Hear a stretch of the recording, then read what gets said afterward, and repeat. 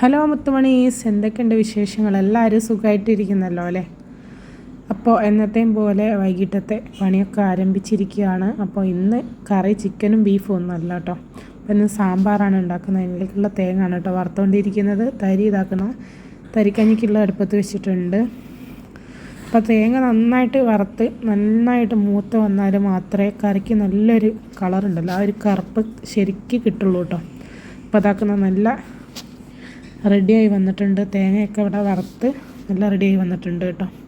വറ്റൽമുളകും വെളുത്തുള്ളിയും അതേപോലെ കായവും ചെറിയ ഉള്ളിയും എല്ലാം ചേർത്തിട്ടുണ്ട് കേട്ടോ. കറിവേപ്പിലയും അപ്പോൾ അതാ റെഡിയായി വന്നിട്ടുണ്ട്. ഞാനൊന്ന് ജസ്റ്റ് ചെറുതായിട്ടൊന്ന് ചൂടാറിയതിന് ശേഷം മിക്സിയുടെ ജാറിലേക്ക് ഇട്ട് കൊടുക്കുകയാണ് കേട്ടോ. അപ്പോൾ ഇത് നമ്മൾ അടിച്ചെടുക്കുമ്പോൾ ശ്രദ്ധിക്കേണ്ടത് എന്താ വെച്ചാൽ എണ്ണ കൂട്ടിയിടാണ് കേട്ടോ. ഇതിലുള്ള ഈ ഒരു എണ്ണ ഉണ്ടല്ലോ, ആ എണ്ണ ഇതിലൊഴിച്ചിട്ടാണ് നമ്മൾ അടിച്ചെടുക്കേണ്ടത്. കാരണം വെള്ളം ഒഴിച്ചാൽ പിന്നെ കളറ് ഒരു കറുപ്പ് നമുക്ക് കിട്ടില്ല കേട്ടോ. അതും കൂടെ ശ്രദ്ധിക്കുക. അപ്പോൾ ഞാൻ നന്നായിട്ട് ഇവിടെ അടിച്ചെടുത്തിട്ടുണ്ട് കേട്ടോ. അപ്പോൾ നമ്മൾ സാമ്പാറിൻ്റെ അതൊക്കെ നമ്മൾ ഇവിടെ വേവിച്ചെടുത്തിട്ടുണ്ട്. ഡീറ്റെയിൽ ആയിട്ടുള്ള വീഡിയോ ഒന്നും ചെയ്യുന്നില്ല. സാമ്പാറിൻ്റെതൊക്കെ വീഡിയോ ഞാൻ അപ്ലോഡ് ചെയ്തതാണ്. അപ്പോൾ കഷ്ണങ്ങളൊക്കെ ഞാൻ വേവിച്ച് ഇവിടെ വെച്ചിട്ടുണ്ട്. അപ്പോൾ നമുക്ക് അങ്ങനെ ഞാനിതിലേക്ക് ഒഴിച്ചു കൊടുത്തിട്ടോ. അപ്പോൾ അതിന് ശേഷം ഇതാക്കുന്നതാണ് ഞാൻ കുറച്ച് ചെറിയുള്ളിയും കടുകും കറിവേപ്പിലൊക്കെ ഇട്ടൊന്ന് വറവിട്ടെടുത്തിട്ടുണ്ട് കേട്ടോ.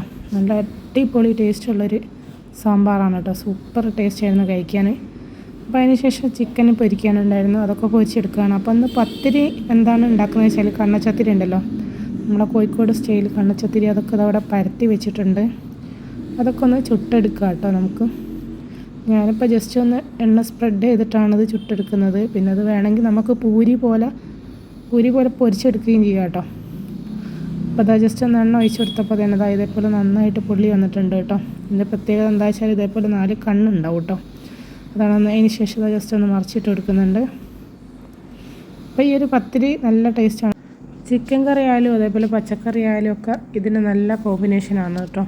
അപ്പോൾ പിന്നെ സാമ്പാറും ഇതിന് കൂട്ടി കഴിക്കാൻ നല്ലൊരു ടേസ്റ്റ് തന്നെയാണ്. അപ്പോൾ പത്തിരി രാത്രി ഇവിടെ പൊലിച്ചക്കും ഇവർ പത്തിരി തന്നെയാണ് കഴിക്കുക കേട്ടോ. അപ്പോൾ ചോറ് എനിക്ക് മാത്രമേ നിർബന്ധമുള്ളൂ. അപ്പോൾ ബാക്കിയുള്ള എല്ലാവരും പൊലിച്ചക്കൊക്കെ പത്തിരി തന്നെയാണ് കഴിക്കുക.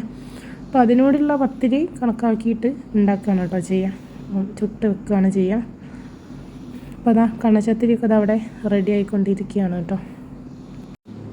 കോഴിക്കോട് ഭാഗത്തേക്ക് സ്പെഷ്യലായിട്ട് അധിക ദിവസങ്ങളിലും നോമ്പാണേലും അല്ലെങ്കിലും ഒക്കെ സൽക്കാരത്തിനും അല്ലാത്ത പരിപാടികൾക്കൊക്കെ ഈ ഒരു കണ്ണച്ചത്തിരി എന്തായാലും മസ്റ്റായിട്ടുണ്ടായിരിക്കും കേട്ടോ. ഏകദേശം ഇതിൻ്റെ ടേസ്റ്റ് എന്ന് പറയുമ്പോൾ പൊറാട്ട ഉണ്ടല്ലോ, നമ്മൾ പൊറാട്ടൻ്റെ ആ ഒരു ടേസ്റ്റാണ് കേട്ടോ വരിക. പിന്നെ മുക്കി പൊരിച്ചാലൊന്നും കൂടി ടേസ്റ്റാണ്, പക്ഷേ എണ്ണ ഓവറാണല്ലോ. അപ്പോൾ അതുകൊണ്ട് ഞാൻ മുക്കി പൊരിച്ചിട്ടില്ല. പിന്നെ ആട്ടയും മൈദയും മിക്സാക്കിയിട്ടും മൈദ സ്വന്തക്കും ആക്കിയിട്ടൊക്കെ റെഡിയാക്കുക കേട്ടോ. അപ്പോൾ നമ്മുടെ ചിക്കൻ പൊരിച്ചതൊക്കെ ഇവിടെ റെഡി ആയിക്കൊണ്ടിരിക്കുകയാണ്. അപ്പോൾ ഇത്രയൊക്കെയുള്ളൂ ഇന്നത്തെ വിശേഷം. വീഡിയോ ഇഷ്ടപ്പെട്ടാൽ ലൈക്ക് ചെയ്യുക, ഷെയർ ചെയ്യുക, സബ്സ്ക്രൈബ് ചെയ്യുക. ഇൻഷാ അല്ലാഹ് വീണ്ടും കാണാം.